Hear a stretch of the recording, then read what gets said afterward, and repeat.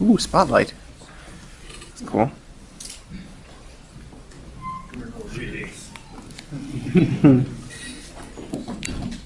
Yes. When developing your Godzilla suit, because I've subscribed to your YouTube channel and I saw it, what was it like putting on the outfit for it? Was it hard to move around in, like most Godzilla suits, or what? It actually wasn't too bad. Actually, there were some scenes in the film where actually my wife Danielle was in the suit. In most of the scenes when you see Stockus and Godzilla fighting, it was actually me in the Stockus costume and Danielle in the Godzilla costume. So, Danny, was it hard to be in Godzilla suit? Yes. Yeah. The suit was not made for my frame. Yes. It was 2 sizes too big, so I did what I could. How do you feel being smacked around by your wife? You're not married, are you? Shame. I won't get into that.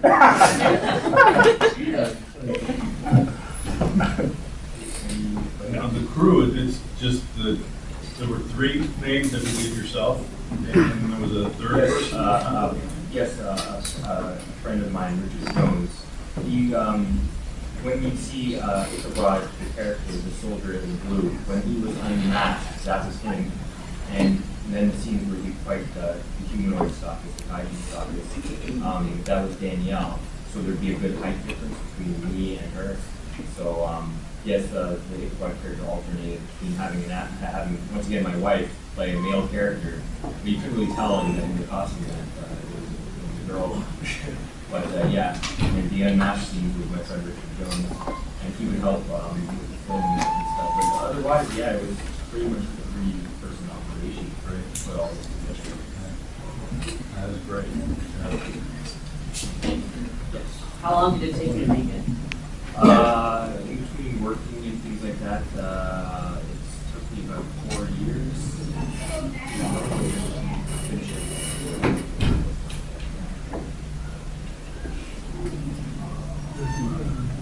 Yes.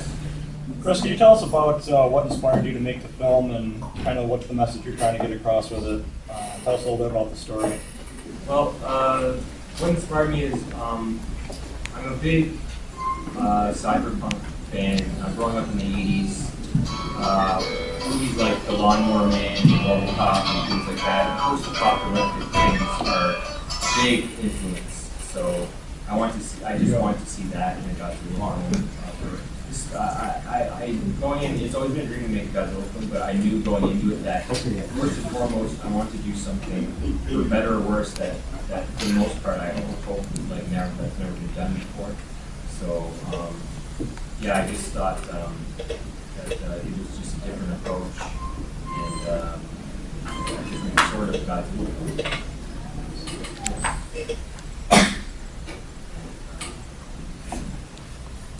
As for the story, I just I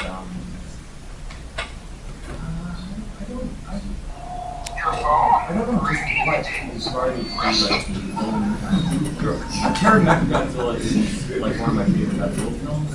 So I knew I wanted to have a movable character in there somewhere. So and human slave element, I wanted. I like the lonely, isolated aspect of the story, so I wanted like this lone, supposed last survivor of the human race to go kind of on this sort of journey of self-discovery and learning about yourself. Sorry. Places like this demonic character, Stockus, he'd actually learn more about himself. And at the end of the film, he comes to realize that and he accepts himself.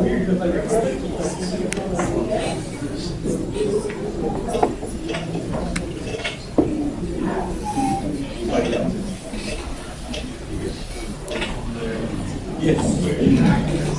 You plan on making any more films?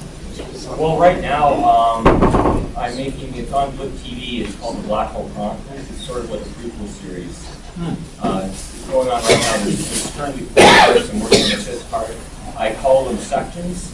because essentially what I'm planning to do is to make a film. It's going to be like a feature like longer than this, like probably an hour and a half. But I'm making it in pieces so I can take my time to make to do the best job as I can. And it's up to the fourth part, and I'm currently working on the fifth part right now. It's called the Black Hole Chronicles, and it follows Moogle as the main character this time.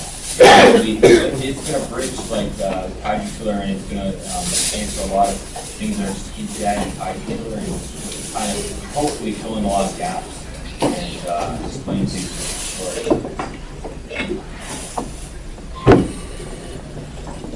Yes. Before Kaiju Killer came out, I remember seeing images and clips of a Godzilla versus Gamera. You mind telling us what happened to that project? Yes, even though it was Godzilla and Gamera fighting, but the film was actually going to be called The Wrath of Godzilla, and it was a project that I was really, unfortunately, it never came to be because there was unfortunately like a tragedy within a friend that I was working on, his family. He moved back to Cornwall, and unfortunately, what you see on YouTube is all the footage that survived from the project. So, You mind telling us what happened to the props? oh, I just seen Kaiju, that one shot of the Gamera head. That was from that Orbit project, and the Godzilla. That rose out of the water when you see the face just break the water. That's the Godzilla from the product as well that I altered it to try to match the suit. This Kaiju killer essentially has 4 Godzilla props. It has the half suit, it has a puppet for some of the post-fighting stuff. It has a full-body rubber prop, and the puppet from that Gamera Godzilla puppet that I altered to look like the suit from this film.